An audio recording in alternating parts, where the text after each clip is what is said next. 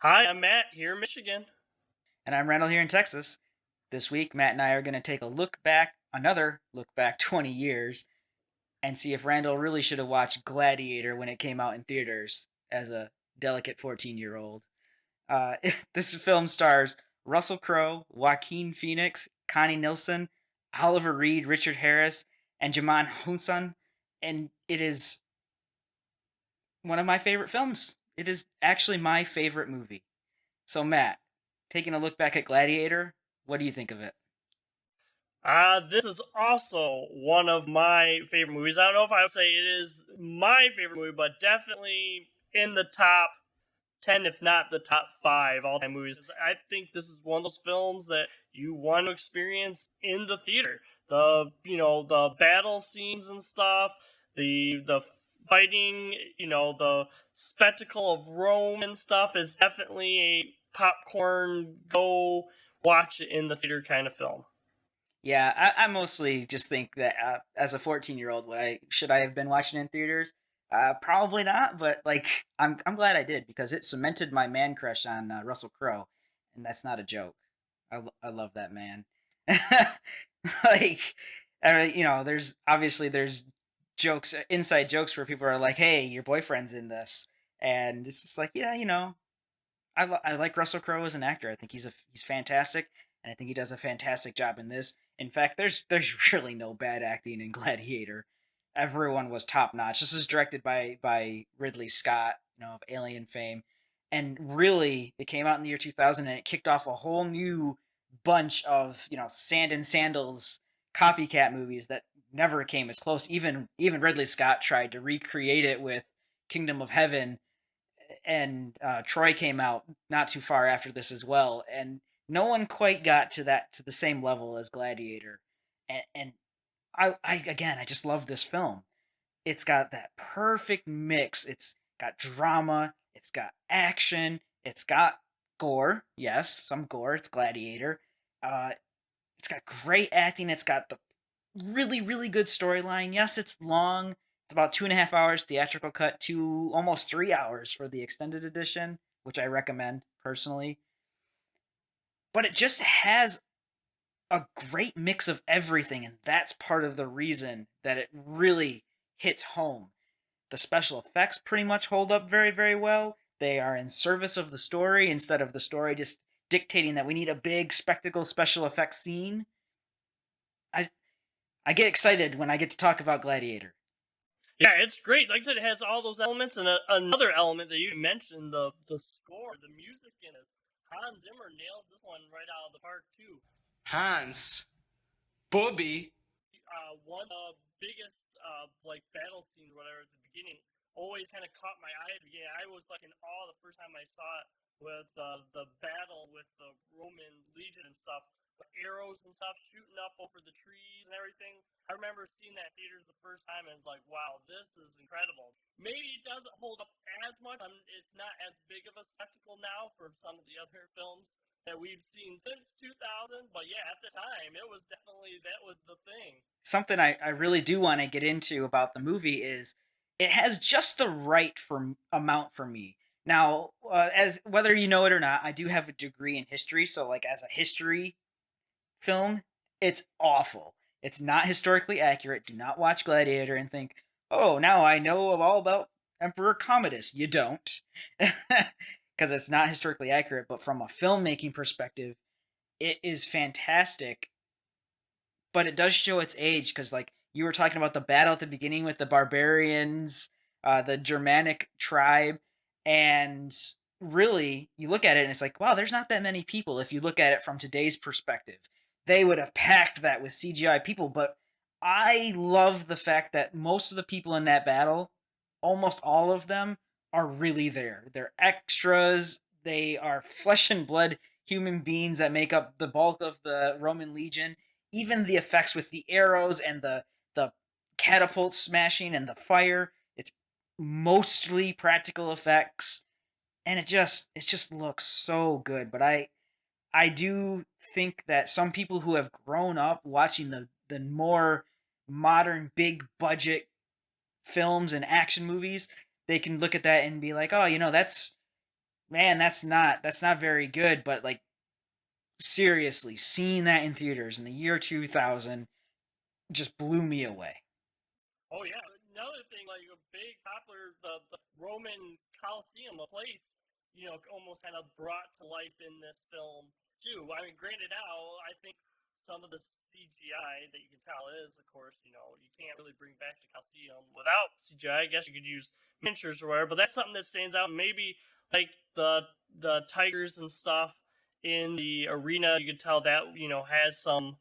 I don't know if they use like both live and CGI elements into it, but a combination of the two to actually make that happen. And you can't. I don't think you would really have a tiger swiping at Russell Crowe and just barely missing him, Just kind of barely missing thing, him. Yeah, or there's jumping on his back. well, actually, that was that's not CGI. It's not a real tiger. At least I don't remember it being a real tiger. But like when he stabs the tiger, and that's more of like what they did with Braveheart, where they just had really realistic, uh, stand-in animals for the horses in Braveheart. For this, it was a tiger. Um, I don't know. Just rewatching this, especially watching it as the extended edition, I do like that there's more information being put in there with Connie Nielsen's character. She plays Emperor Claudius, who's Joaquin Phoenix's character, sister, and like you get to see more of her fear, her pervasive fear of living every day with this man who murdered their father, and and has a temper and could go off at any time, and you see that so much more in the extended edition. I recommend the extended edition if you're going to watch it. It does flesh out a lot more of the conspiracy than the theatrical version did, and the reason for the conspiracy.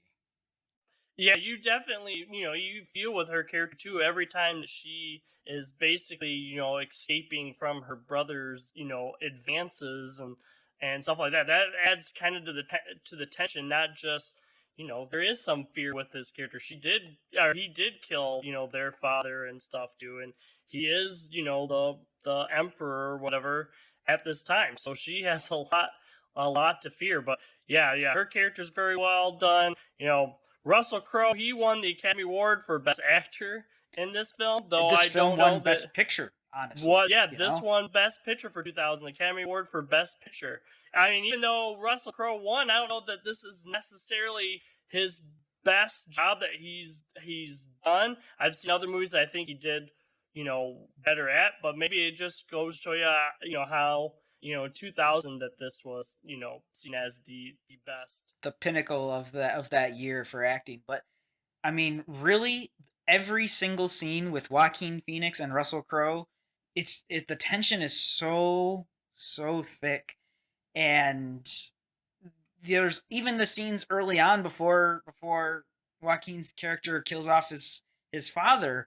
There's obvious tension between them because Joaquin's father in this actually loves Russell Crowe's character, and he doesn't love his own son, and like right off the bat, it's like, oh, I don't like you, and you feel it, every single time, and as the Emperor descends into his own little tirades and his own little madness about like why is he still alive, why is he doing this, I can't just kill him because then everyone will be like, oh, you just murdered him, and then people won't like me, vanity project.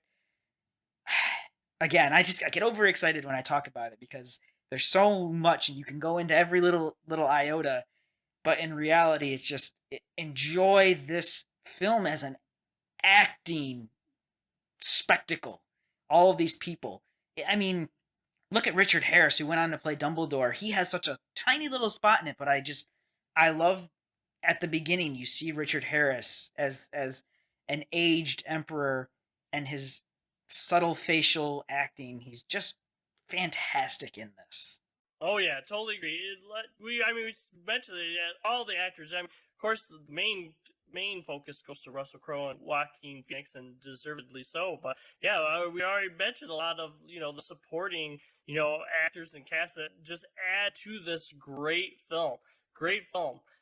Yeah, the other Gladiator, the other main protagonist Gladiator, is played by Jimon, and he just does a fantastic job. You probably know him better from Guardians of the Galaxy and Captain Marvel at this point, but he has a little role and he does it really really well.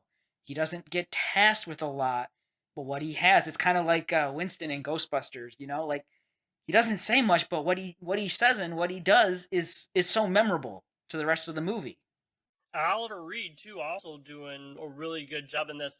Some people might not realize this, but Oliver Reed actually passed away before this movie came out in theaters. So there's some scenes, whether they hadn't already shot or decisions they made in post production, where they actually took scenes that were shot for earlier in the film and basically mirrored it and then changed like the color of the background and stuff to make it fit later in the movie as well, to be able to have him throughout the film as well. So excellent job there in post production stuff on keeping Oliver Reed in that film. Yeah, if honestly, I know the couple of scenes where that is, so I can be like, all right, I can see the lines where they did that.